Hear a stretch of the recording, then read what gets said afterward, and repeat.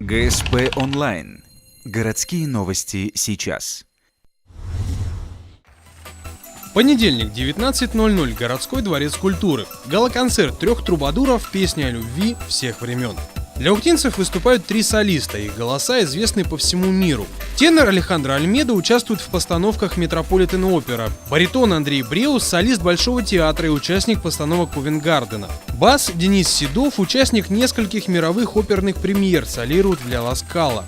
А кроме всего этого, артисты входят в фонд «Таланты мира», одну из лучших музыкальных организаций России, в концертах которой участвуют более 70 мировых оперных звезд.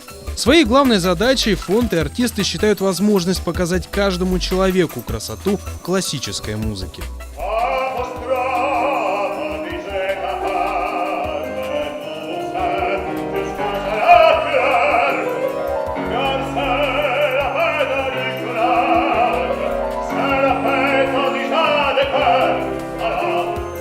Для ухтинцев, как для зрителей лучших концертных залов мира, звучат более 20 арий из опер и оперет, романсы и даже русские народные песни.